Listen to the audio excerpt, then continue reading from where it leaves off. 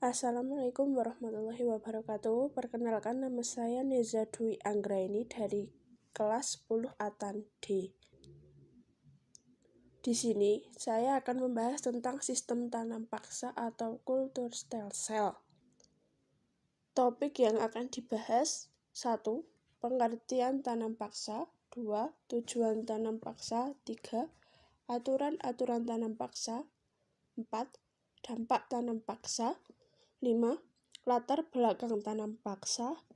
6. Bentuk-bentuk penyimpangan. 7. Riwayat tanam paksa. 8. Daerah-daerah tanam paksa. Yang pertama, pengertian tanam paksa. Tanam paksa atau kultur stem cell adalah sistem di mana penduduk dipaksa menanam tanaman wajib yang kemudian diserahkan kepada pemerintah kolonial.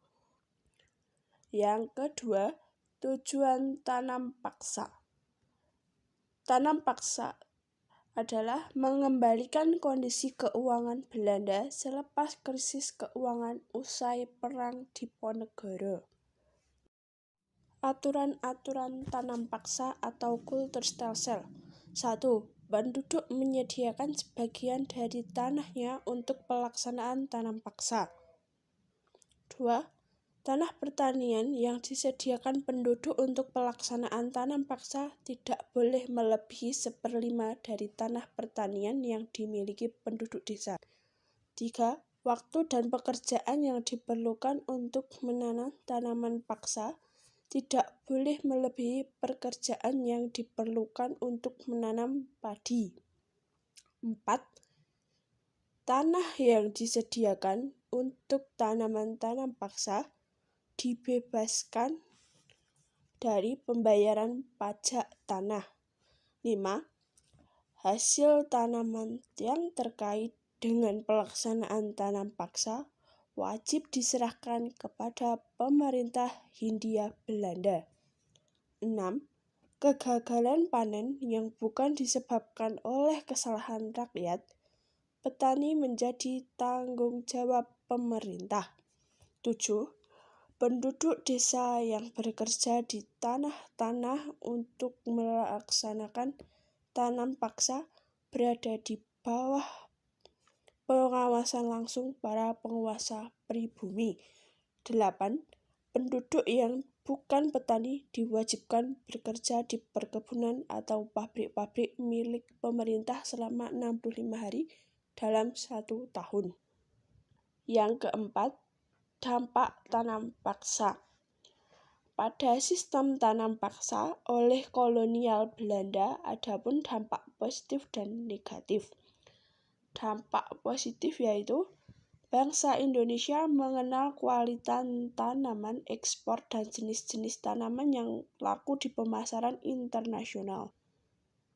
Dampak negatif yaitu sawah dan ladang milik rakyat menjadi terbengkalai dan tidak menghasilkan panen yang bagus.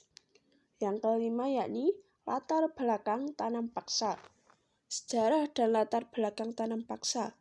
Tahun 1825 dan 1830, Belanda telah berhasil menumpas pemberontakan dalam Perang Diponegoro. Namun, hal itu menyebabkan keuangan Belanda menjadi surut, bahkan memiliki hutang. Oleh sebab itu, Raja William mengutus Johannes van der Bos untuk mencari cara menghasilkan uang dari sumber daya di Indonesia. Yang keenam, yakni bentuk-bentuk penyimpangan tanam paksa. 1. Menurut ketentuan tanah pertanian, untuk kepentingan TD tidak melebihi 1/5 dari tanah yang dimiliki petani. Kenyataannya, lebih dari 1/5, bahkan ada yang 1/2 dan daerah tertentu yang terlebih dari 1/2 tanah yang dimiliki petani.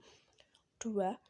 Menurut ketentuan waktu yang diperlukan untuk menanam tanaman untuk tanam paksa, tidak boleh melebihi waktu untuk menanam padi.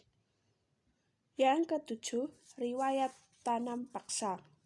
Riwayat tanam paksa di bawah pemerintahan Van der Bos Belanda menerapkan sistem tanam paksa yang dikenal dengan istilah Kulturstelsel dalam bahasa Belanda.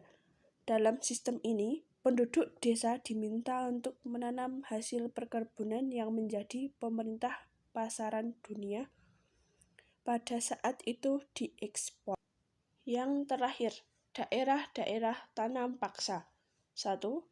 Karesidenan Cirebon. 2. Pekalongan.